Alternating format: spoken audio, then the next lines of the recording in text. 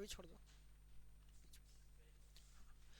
चलिए now start 12th CBSE का bio का सेकेंड चैप्टर है हमारा क्या, सेक्सुअल रिप्रोडक्शंस इन ह्यूमन। इससे पहले वाला जो चैप्टर देखे थे वो क्या था हमारा, sexual reproductions in flowering plant. ठीक है, अब है हमारा क्या, ये चैप्टर है हमारा क्या, सेक्सुअल रिप्रोडक्शन इन ह्यूमन। ठीक है, ह्यूमन में सेक्सुअल रिप्रोडक्शंस। ठीक है, तो इस चैप्टर में हम लोग क्या क्या देखेंगे, इस चैप्टर में हमको पढ़ना है पहले ह्यूमन में रिप्रोडक्टिव सिस्टम पढ़ेंगे। ठीक है, उसके बाद फीमेल रिप्रोडक्टिव सिस्टम पढ़ेंगे। ठीक है, उसके बाद गैमेटोजेनेसिस, इस प्रोसेस को क्या कहते हैं हम लोग,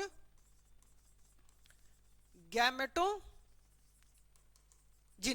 ठीक है, ये गैमेटोजेनेसिस दो तरह के, मेल में गैमेट बन रहा है तो स्पर्मेटोजेनेसिस, और फीमेल में जो गैमेट्स का प्रोडक्शन हो रहा है वो हो गया आपका क्या, oogenesis।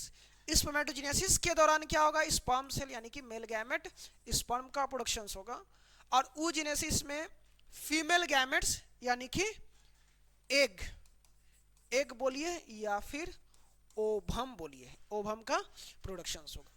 फिर उसके बाद देखिए किस तरह से एक male gamete and female gametes fuse करते हैं, यानी कि फर्टिलाइजेशन होगा, और फर्टिलाइजेशन होके ये क्या बनाएगा, जायगोट बनाएगा। ठीक है, ये जायगोट कैसे बनाएगा। ठीक है, उसके बाद वो जायगोट किस तरह से डेवलप करके, ठीक है, जायगोट में किस तरह से, ठीक है, माइटोसिस होगा। ठीक है, माइटोसिस होकर जाइगोट्स अपना नंबर्स बढ़ाएगा, जाइगोट से कैसे वो इम्ब्रियो बनेगा, यानी कि इम्ब्रियोजेनेसिस, और इम्ब्रियो आपका डेवलप करके फॉइटस, और फॉइटस से एक बेबी का फॉर्मेशन होगा। ठीक है, चलिए नाउ स्टार्ट करते हैं। सबसे पहले हम लोग इस चैप्टर का फर्स्ट टॉपिक पढ़ेंगे, ह्यूमन मेल रिप्रोडक्टिव सिस्टम। ठीक है, तो ह्यूमन मेल रिप्रोडक्टिव सिस्टम में क्या आते हैं। ठीक है, ह्यूमन मेल रिप्रोडक्टिव सिस्टम में हम लोग पढ़ेंगे क्या, इसमें प्राइमरी सेक्स ऑर्गन्स, पहला प्राइमरी सेक्स ऑर्गन्स या main sex organs of male जो है टेस्टिस। उसके बाद इसमें देखेंगे हम, इसमें एसेसरी डक्ट्स और एसेसरी ग्लैंड्स। तो मेल रिप्रोडक्टिव सिस्टम में तीन चीज पढ़ेंगे, तीन चीज।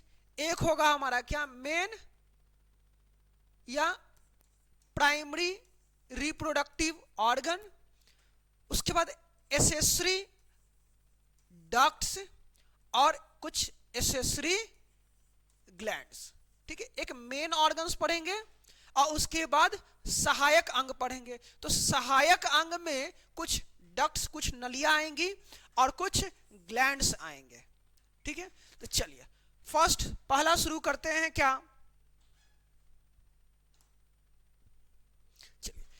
Human reproductive system. Human reproductive system में क्या आएंगे, रिप्रोडक्टिव ऑर्गन्स आएंगे, रिप्रोडक्टिव डक्ट्स आएंगे, कुछ एसेसरी स्ट्रक्चर्स आएंगे, कुछ सेकेंडरी रिप्रोडक्टिव ऑर्गन्स आएंगे, एंड कुछ सेक्सुअल कैरेक्टर्स के बारे में हम लोग इसमें देखेंगे। नाउ स्टार्ट करते हैं। यह हुआ मेल रिप्रोडक्टिव सिस्टम का एक स्ट्रक्चर। ठीक है, इसमें पूरे आपके primary, accessory ducts and accessory glands सभी इसमें है।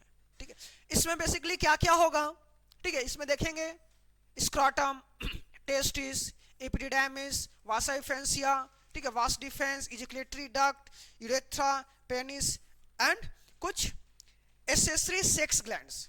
ठीक है, जैसे कि यहां आपको दिख रहा है कि ये क्या हो गया, टेस्टिस, ये टेस्टिस, वन पेयर टेस्टिस। ये टेस्टिस जो होता है ये स्क्रॉटम के अंदर बंद होता है। ठीक है, ये स्क्रॉटम क्या है, एक पाउच है, एक बैग है, ये एक बैग है जो टेस्टिस को इनक्लोज करता है। उसके बाद इसमें से बहुत सारे एसेसरी डक्ट्स निकलेंगे, ये सब एसेसरी डक्ट्स होंगे, और उसके बाद देखेंगे कुछ ग्लैंड्स देखेंगे, एसेसरी ग्लैंड्स। जैसे कि एसेसरी ग्लैंड्स में आपका हो गया बर्बोयूरेथ्रल ग्लैंड्स, सेमिनल वेसिकल्स ग्लैंड्स पढ़ेंगे, एंड प्रोस्टेट ग्लैंड, ये एसेसरी ग्लैंड्स के बारे में देखेंगे। ठीक है, चलिए इसमें सबसे पहले हम लोग शुरू किसका करते हैं। ठीक है, मेल रिप्रोडक्टिव सिस्टम में पहले टेस्टिस पढ़ेंगे, उसके बाद एसेसरी डक्ट्स पढ़ेंगे, और उसके बाद कुछ एसेसरी ग्लैंड्स और लास्ट में एक्सटर्नल जेनिटलिया। तो सबसे पहले बात करते हैं किसका, तो टेस्टिस का। ठीक है, सबसे पहले बात करते हैं किसका, टेस्टिस का। टेस्टिस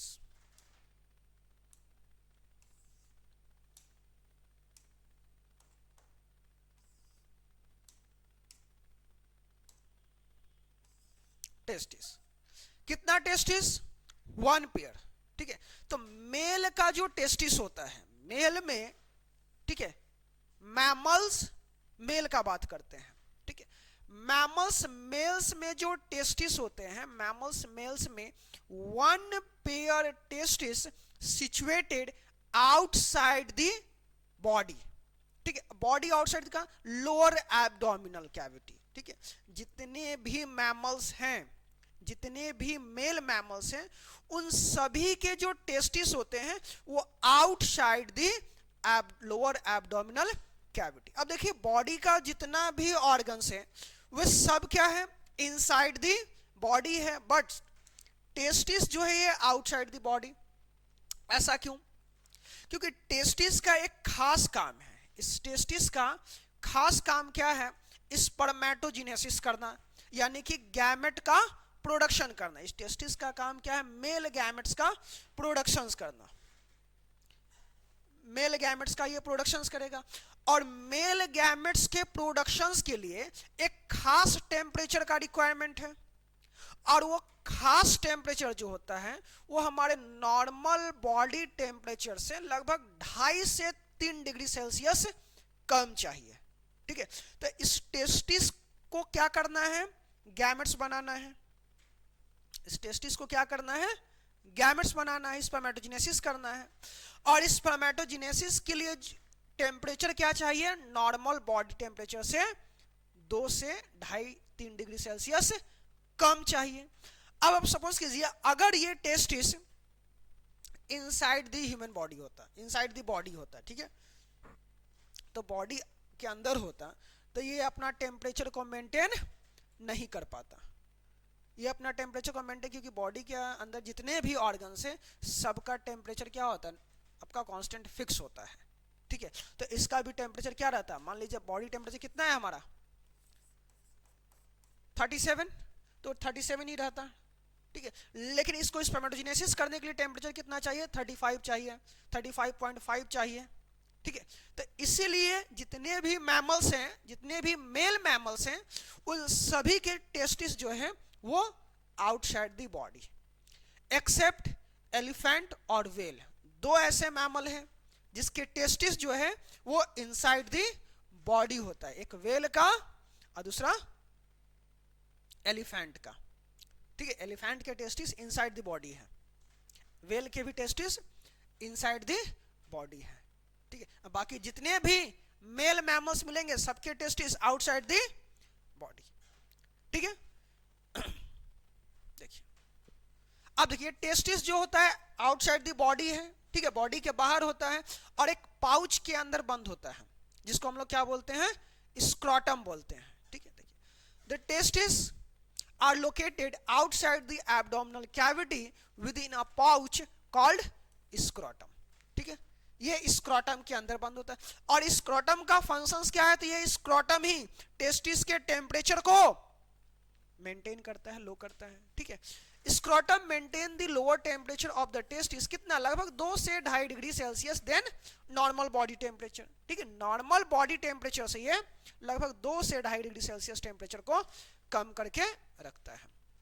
ठीक है, किस लिए, रिक्वायर्ड फॉर स्पर्मेटोजेनेसिस, यानी कि स्पर्म बनने के लिए। टेस्टिस स्पर्म का प्रोडक्शन तब करेगा जब उसका टेम्परेचर नॉर्मल बॉडी से कम होगा, तब 2 से 2.5 डिग्री सेल्सियस। ठीक है, अब देखिए, टेस्टिस जो होता है वो ओवल शेप का है, इसका आपका डायमेंशन दिया हुआ है, लगभग इसका लेंथ 4 to 5 सेंटीमीटर लेंथ है, इसका विड्थ लगभग 2 से 3 सेंटीमीटर होता है। ठीक है, अब टेस्टिस जो है स्क्रोटम के अंदर तो बंद है, साथ ही में इस पे क्या मिलेगा आपको, डेंस कवरिंग मिलता है।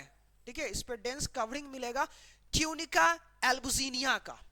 ट्यूनिका एल्बुजिनिया टेस्टिस को ऊपर से डेंस पूरे तरीके से टिश्यू से घेरे रहता है, ठीक है।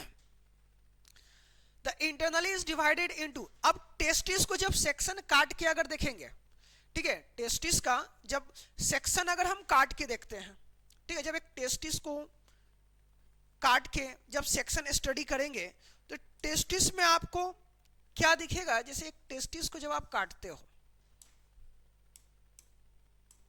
जब आप टेस्टिस को आप काटते हैं तो टेस्टिस के अंदर क्या मिलेगा, छोटा छोटा आपको बहुत सा इस तरह से कंपार्टमेंट दिखेगा, ठीक है। टेस्टिस के अंदर छोटे छोटे कंपार्टमेंट मिलेंगे।